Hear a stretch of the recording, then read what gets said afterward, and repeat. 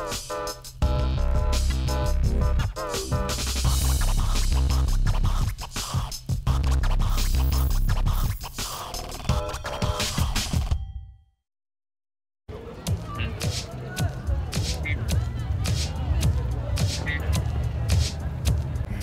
everyone and welcome back to The Interview. I'm your host, Susan Lee MacDonald.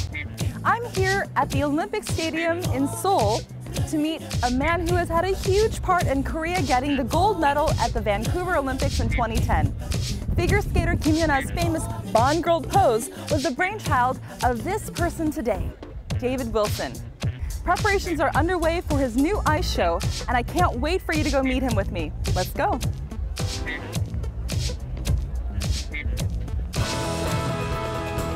Meet David Wilson, world-class star figure skating choreographer and the force behind Kim Yuna's amazing performances.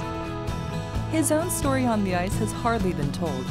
Recently, David was the director of the hugely successful All That Skate Spring 2012 ice show in Seoul, which featured skaters from all over the world. Helping Kim Yuna, a then shy teenager, come out of her shell, David took on the huge task of preparing her for the Olympic stage, successfully channeling Yuna's inner strength and ability.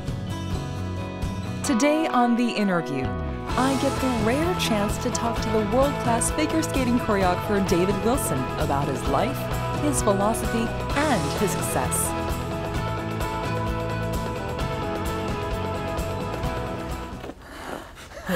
David, hi. Nice to meet you. Nice to meet you. Wow, look at you go. I know, these are hockey skates. I know, it's really hard to skate in hockey skates. They are, and they're just brand so you know. new. So we're here at the Olympic Stadium in Seoul, and this is the ice rink for this amazing ice show. Can you tell us a little bit about it? Well, the theme of the show is paradise. And paradise not in terms of a place, but paradise in terms of finding that realm within yourself. Oh, that inner for yourself. Part of yourself? Yeah, exactly, the inner. So I was really attracted by that idea. So tell me about your involvement with this production. Well, I'll be choreographing the show, and when I was here in March, and we did some powwowing on conceptualizing it, and so I had a little bit of that end of it too. Seoul, the production company who puts all this together for us, have amazing ideas, and they just do amazing work. No one in North America will create such an incredibly beautiful set, you know. So yeah, I feel very fortunate. That's so awesome. To be here. Will you teach me that part of that dance that a lot of the audience members are going to do? Yeah. So teach me what I can do. Just do the first count of 8. Okay. Okay. Stationary dance. Okay. Yeah. So it starts. We just like you do a skip to the side. Yeah. Good. So just give it a punch, and look away, and then we do like 2 hips and look to the front. Hips. Yeah. There you go. And then do the same thing the other side. 2 hips. And then one more time. Right? And then bring your hands into your... it feels a lot different. Yeah, and then bring one hand down to your head and the other one hand up. Yeah, and we go, yeah. I like it. Yeah, so it's like 1. Alongside David, I go through the entire 8 count I learned with him. Head. This dance is really catchy. Maybe time for a little improv? Yeah. David, I would love to see you dance on ice. Would you mind showing us? Yeah, look around a little bit. Oh my gosh. Okay, I'll come and do a skid stop towards you. Hopefully I won't trip. So wonderful. Oh my gosh. Yeah, I'm not in the best shape anymore. So you are in amazing shape to do this. Wow, He's a fat old man. I know that was just maybe 3-4 seconds of you skating, and already I could see how people would get a crush on you by seeing like, Oh, my heart is a pitter-patter. You're sweet. David, it was so awesome to see you skate. I would love to go into the interview right away. Would you like to sit down and Sure. talk with me? Totally. Awesome. We'll take these off. Yes, that'd be nice. Okay. Great. Cool. Well, let's go on over to the seats. Okay.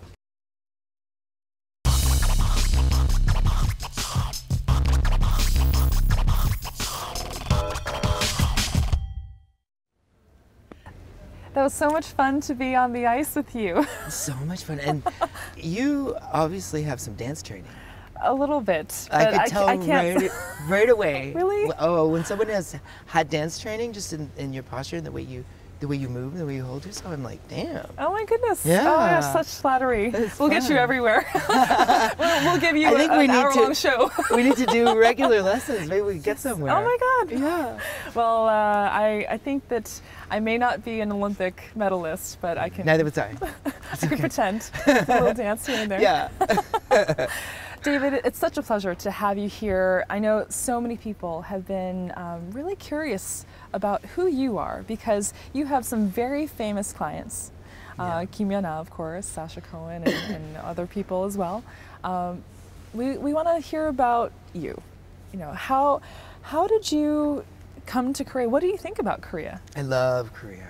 Yeah. I feel so lucky to be able to come here and do these shows, and you know, I feel really comfortable here. You do? Yeah. Mm. I've been to Japan a lot as well. Like earlier in my career, I Yes. worked with a lot of Japanese skaters, and I loved it there too. Mm-hmm. But there's something about Korea for me that feels more at home. Mm. There's a casualness and a I don't know, it just yeah. I could see myself living here, you know? Really? Yeah. Yeah, so every time I come here, I can't wait to come back the next time because, Wonderful. yeah, it suits me. Well, so many. Also, Oh. I have to admit, Yes. I'm not that famous in Canada. It helps that everyone recognizes you. It's a fantastic ego boost every time I come here. I get recognized. The other day we were shopping. I was with my aunts yesterday, and we were at the mall by the hotel, and I picked out these T-shirts, and one of my aunts was looking at pants, and we were all together, and then this 14-year-old boy, like, I could tell he was looking over, and he was with a gang of his 14-year-old friends, and then came over, I was like, "Are you David Wilson?" You know, this little accent, and then I said, "Yeah," and then he turns around. And all his friends, and they were all like, "Whoa!" Like this. It was so funny. Yeah, the stuff like that does not happen to me in Toronto. Yeah. Well, you are one of the people who've really helped Korea get a gold medal at Vancouver. I mean, of course, Kim Yuna, she herself is an amazing figure skater and athlete, but without the choreography is what we see. You know, Yeah. that's the Yeah, of what they do. yeah. And It so wouldn't be the same sport without that whole side without of it. your input. Well, I am really honored by that, and like both Yuna and her mom, and they know that for me, it feels like a blessing to me because that girl is so talented and she's so much potential, she's so beautiful that it just felt like a blessing to me that I got the chance to be the one that worked with her. You know, I think that you don't know why people are brought together in your life, and I don't ever like to take too much credit. I mean, she went out there and skated that program, both those programs, all by herself that day. You You're know? so humble. No, but I know I helped her, and I'm happy that I was able to help her. But I couldn't have done what she did. Wow. You know. Well, I think that's amazing that that you were able to be part of her team. Exactly. And yeah. as all Koreans are so proud of Kim Yuna, we're also proud of the fact that you chose to work with her because who knows how things might have turned out otherwise. Yeah, you never know. So thank you on behalf of everyone here in Korea. My pleasure. And now you have been the choreographer for Kim Yuna for a number of years now. And can you tell us about this particular show and your role as choreographer for Yuna? For you. Well, we've created 2 new pieces for the show, and of course she didn't compete this season, so for most of the shows in the past, one of her pieces would be her short program, her competitive short program. And so this year she has 2 new show pieces, which was really fun because as much as I love choreographing anything, I think probably my favorite thing to do is choreograph show numbers because there's no rules. You can use any kind of music you want. You can have vocals or not, and you just have total freedom. So what is Kim Yuna's piece in here? You said she has 2 different pieces here. What music is she going to be doing, and what are the different kind of flares to each one? Well, I'm very proud to say that the first number that she's doing was her idea. Oh. And the reason why I'm proud of that is because, you know, when I first met Yuna, she had no voice. Oh. You know, she was a very shy young girl, still had braces on, and it was hard for me to get her to smile, let alone talk, you know. And then with each season that came, I was trying to get for her to engage, for it to be about her passion and her ideas, and so when she had the idea to do this number, it felt like an achievement for me. You know, wow! I was really proud of her, and it's a great idea. Fantastic. So, I did hear, and I'd love to talk a little bit more about Kim Yuna later, because the show, after all, is about you. Oh, okay, yeah. But with Kim Yuna, I did hear that she was actually very much under a lot of pressure initially, and that after meeting you and your humor, your care, your compassion, your just joie de vivre really helped her come out of her shell to really become the happy, bright person that we all know her to be today. Yeah. So well, we have a lot to thank you for that. Well, thank you, and I mean that's always the goal. You know, my best friend as a teenager was a girl named Tracy Wayman, who was a giant star as an 11, 12, 13-year-old. She was a Canadian champion at that age.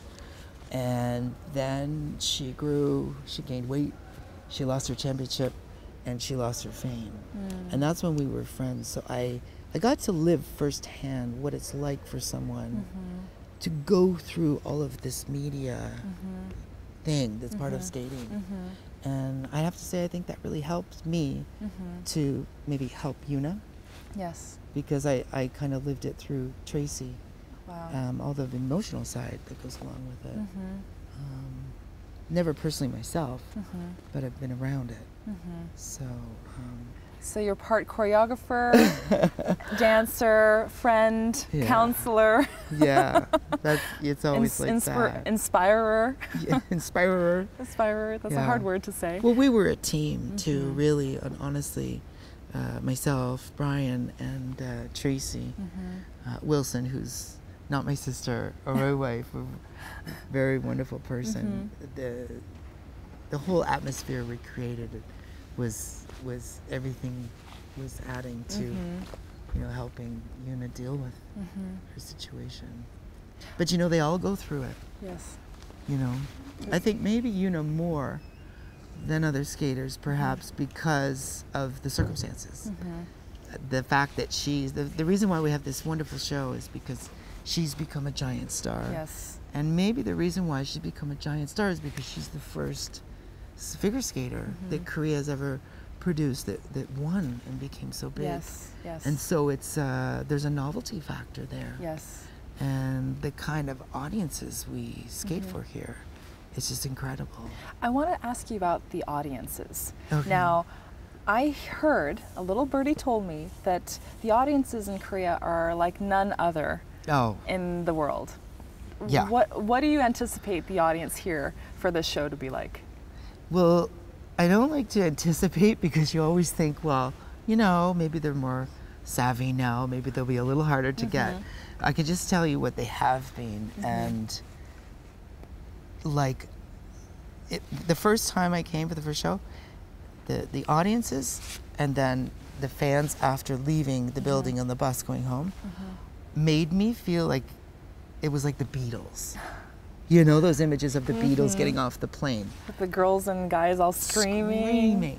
The unbridled excitement is what it felt like to me. And each show that I come for, I keep expecting it to die down a little bit, and it hasn't.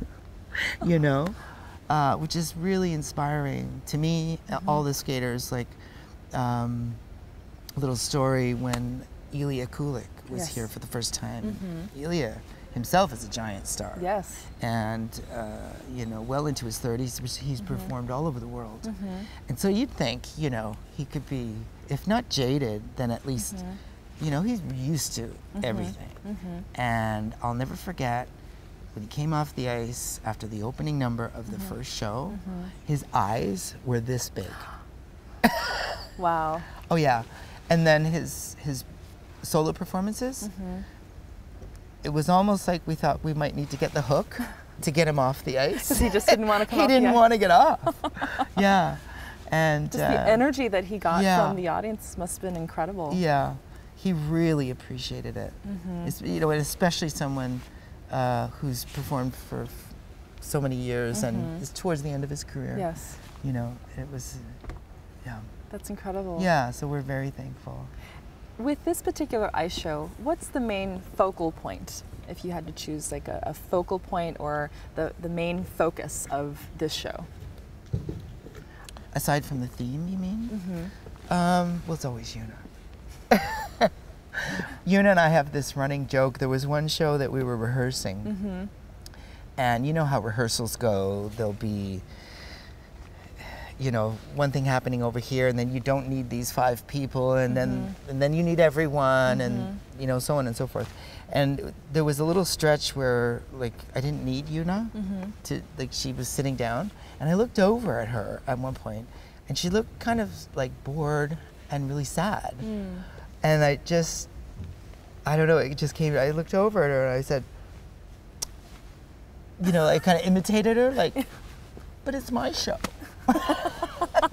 Like, I felt like she wanted to be in everything, you know, because she loves to perform. So that's our running joke. When anything goes, you know, different or she's not in something, we all tease her. We're like, it's my show.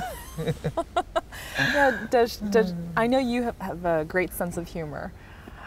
Thank you. How is her sense of humor when you do something like that? Oh, she's we're very much alike. I mean, in terms of how our brain works and what we find funny. She has a really ironic sense of humor, like I do, and is also you know, very physical slapstick, that kind of stuff. Yeah, I was surprised early on in my relationship with Yuna, getting to know her, because like I say, she was very shy. And then all of a sudden I started noticing that she would like imitate me. And when she started laughing along, I thought to myself, wow, she thinks a lot like me, you know, because I think humor is a really good indicator, you know, of how somebody thinks. So, yeah. We're at the Olympic Gymnastics Arena in Seoul, where E1 All That Skates Kim Yuna Ice Show was held. 30,000 excited fans were thrilled to see Kim Yuna and many other world-class skaters perform on ice. Returning to the ice after 9 months, Kim Yuna prepared 2 impressive solo pieces.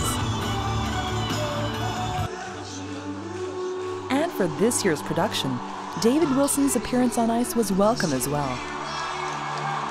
As a choreographer that lifted so many skaters onto the winning podium, fans were able to appreciate his performance too. And performing with Kim Yuna in this year's show were not only Korea's rising figure skating stars, but also skaters from around the world that have been dying to perform in Korea. As one of the driving forces behind Kim Yuna and the rest of the world-class skaters that performed, it's safe to say that David's vision and his passion have made the show a complete success.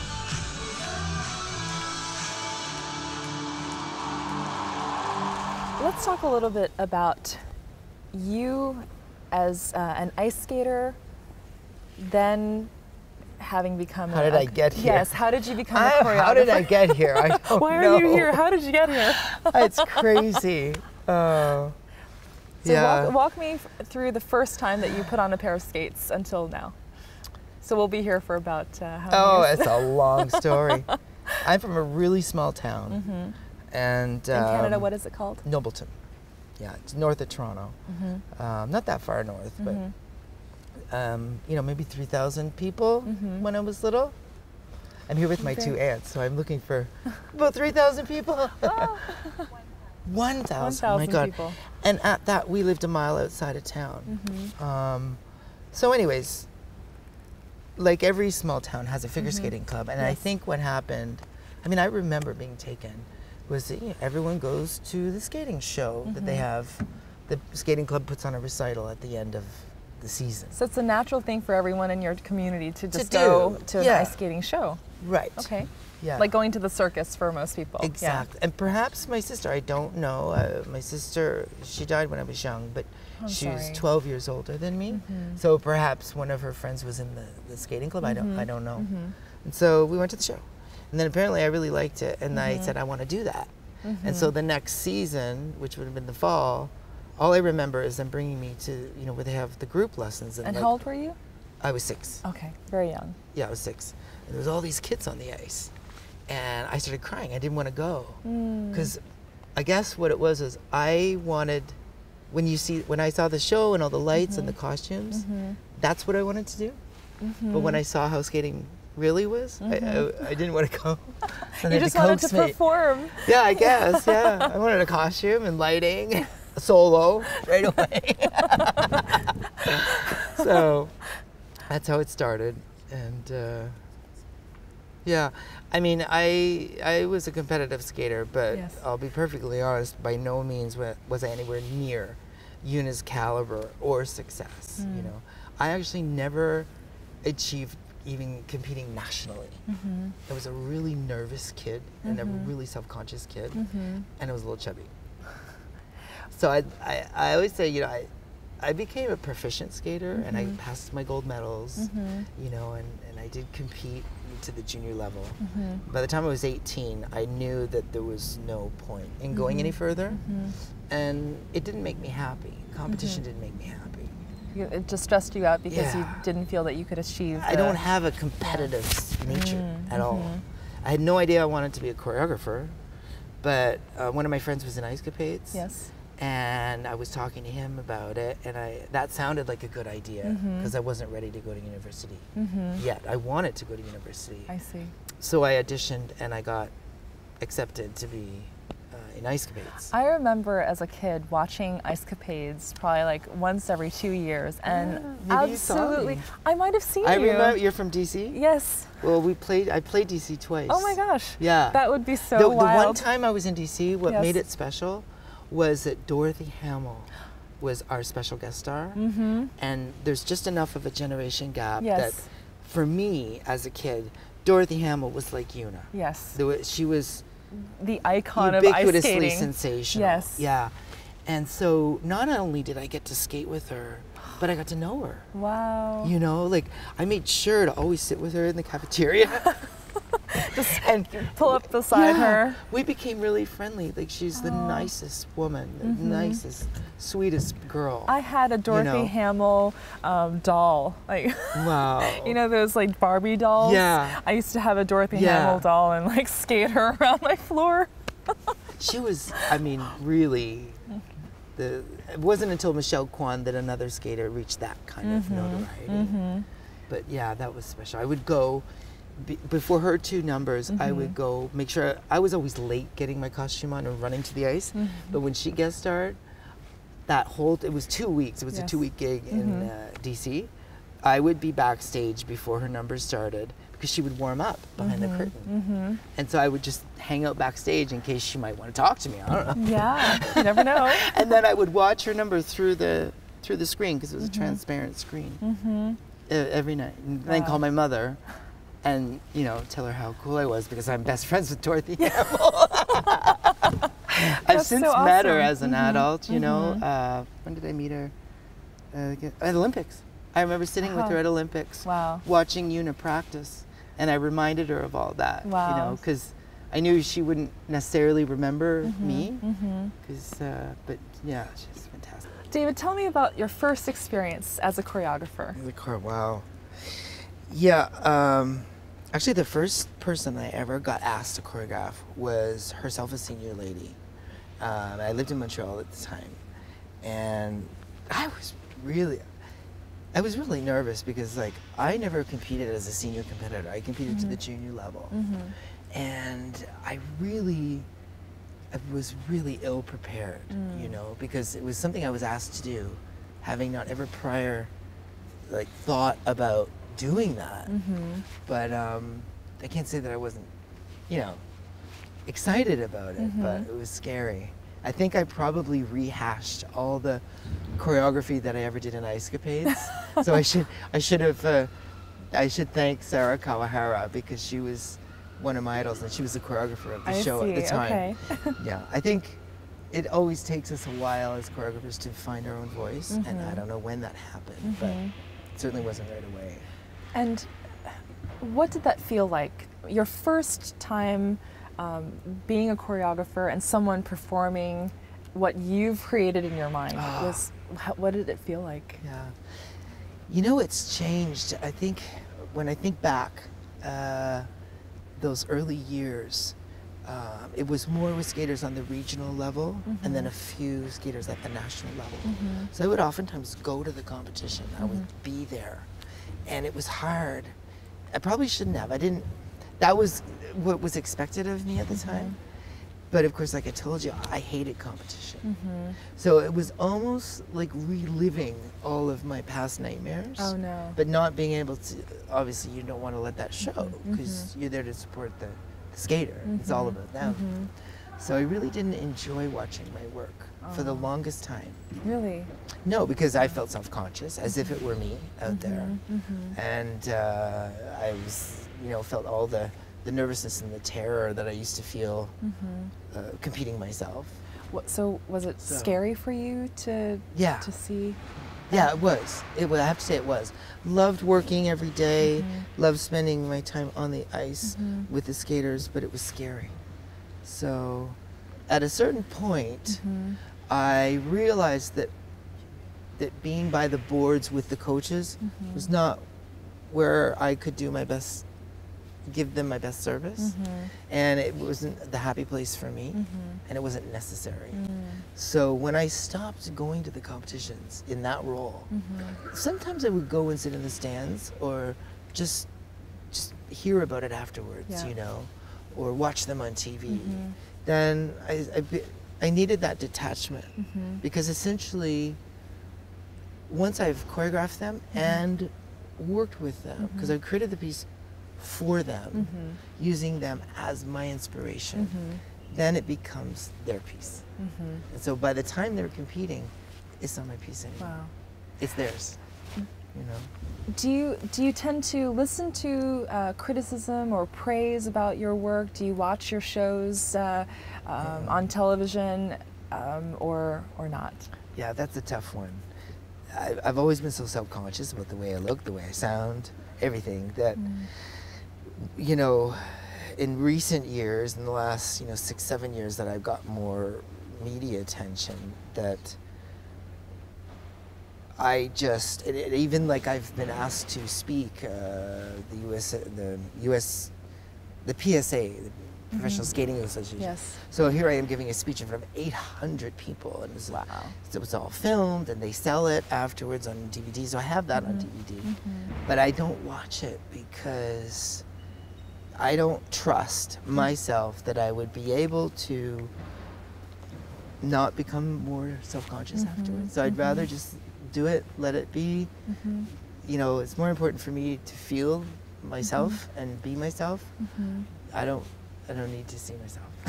Where do you think that self-conscious or critical nature comes from? I know we all have self-image or self-conscious times. Did you have a particularly difficult childhood, or? Yeah.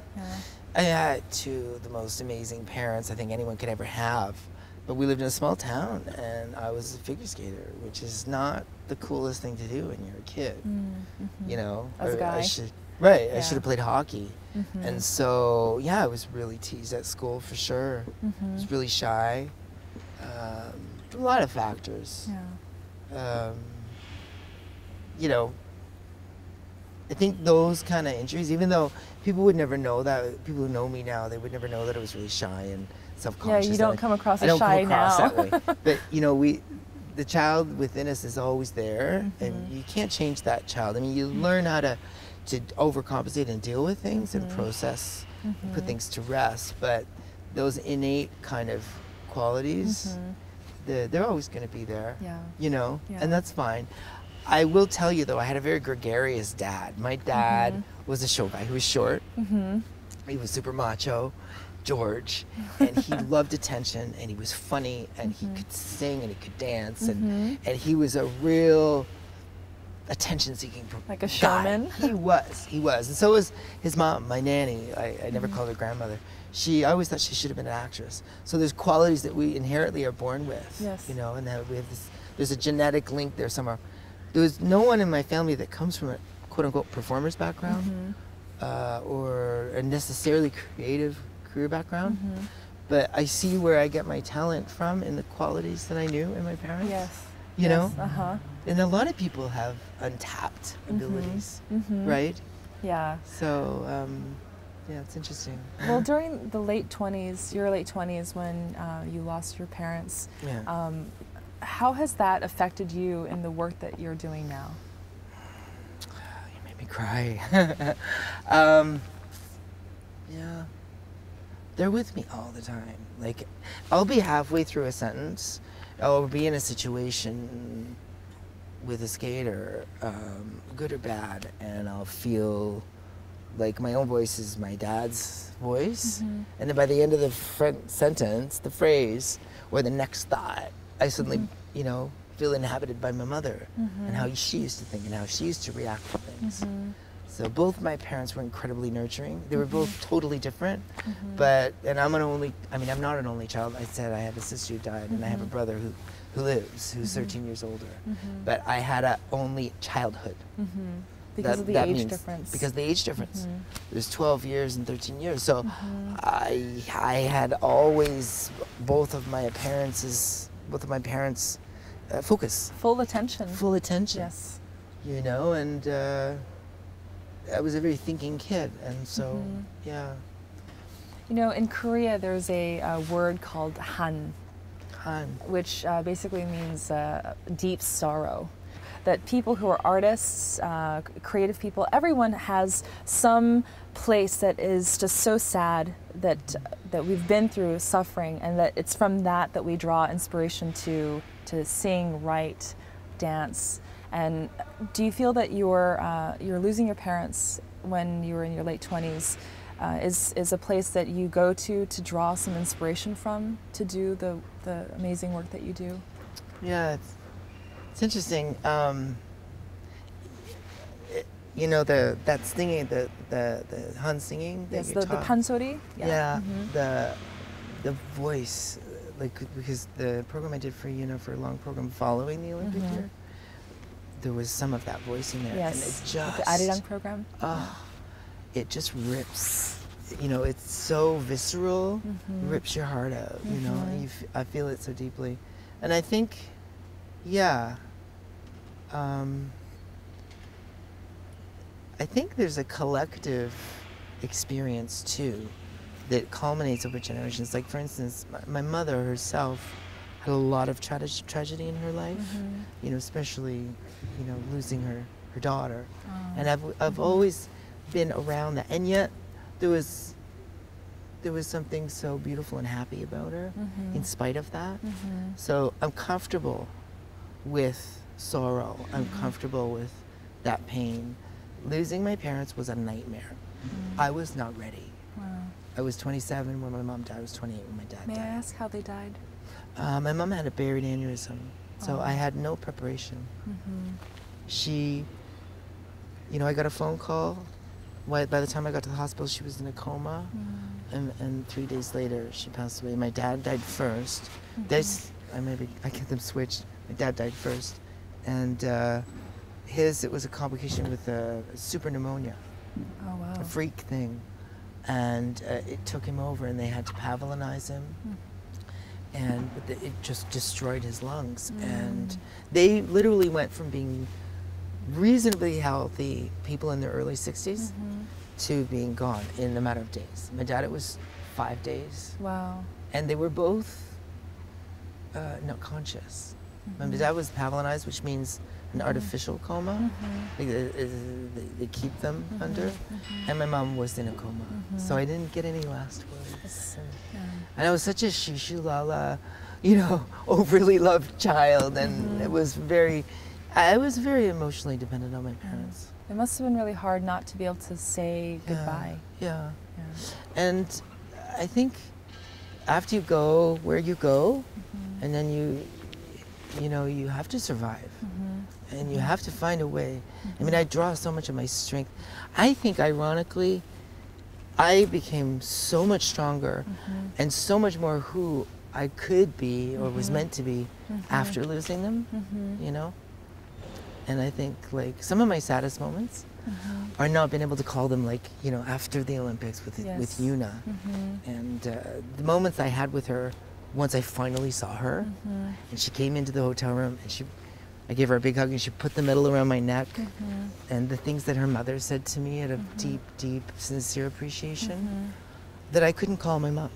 Like those times when I was backstage with Dorothy Hamill and calling my mom, you know, or I couldn't, you know, brag about it to my dad. Those are actually harder, you know. But I was lucky to have them. Yeah, absolutely. You know, so you're lucky to have every moment that you can have. Yes. And life is a collection of, make the biggest collection of beautiful moments that you can. You know, get as much of it in as you can, and stay as much as you can in the moment. Yes. You know. You know, my father passed away when I was in high school, and it was one of those experiences where I also didn't get to say goodbye. That's so hard for a teenage girl. It's a really hard thing. Your dad is your hero. And I can totally relate to that feeling. And one of the things that I do feel now is that he is there every step of the way with whatever I'm doing.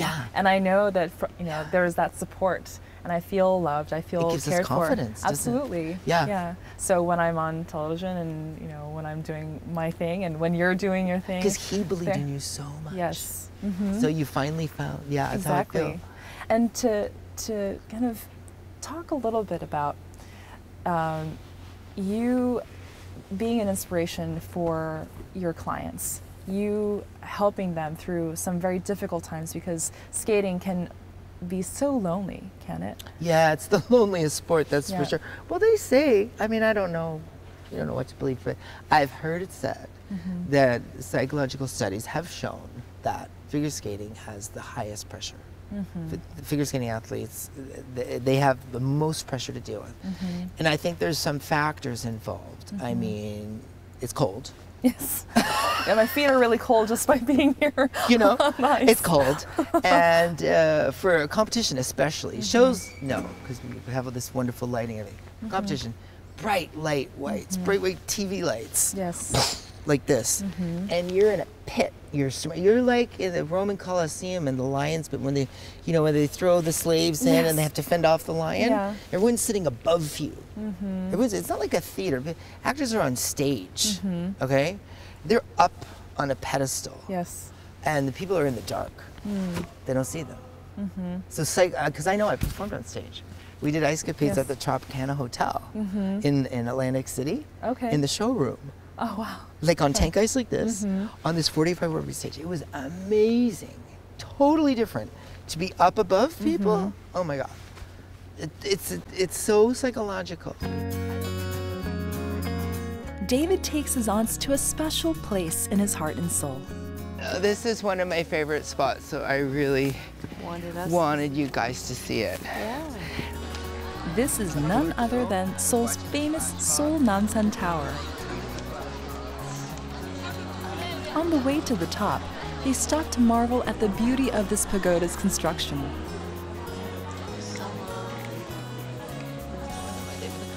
It's amazing. It really, truly is amazing.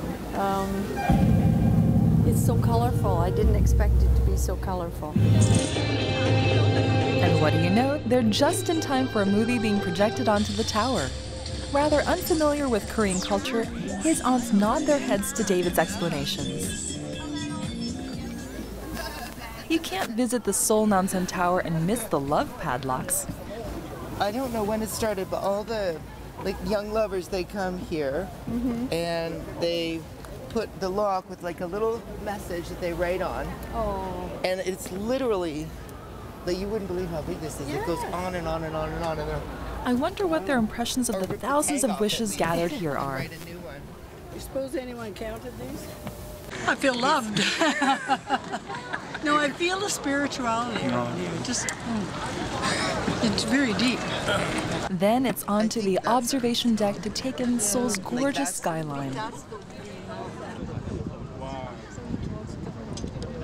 Though David's parents have passed away, his aunts are there to soothe his heart. A few touching words of gratitude from David makes them so happy. Oh, amazed. We're so proud of him. We had no idea that he would be so big. When we came here and realized how popular and how he's looked on as we didn't someone realize special. what this guy was made of. Through his aunt's love and support, we hope David continues his amazing work inspiring people throughout the world.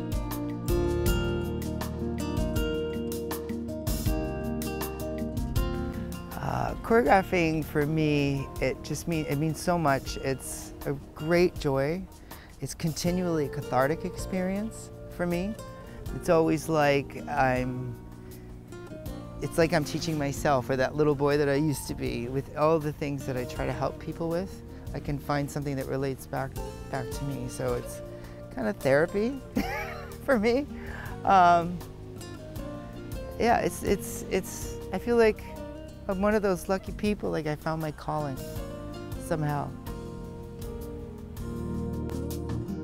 If you had to give advice to other people who are wanting to become choreographers, what would you say as we close? That's another question I get asked all the time.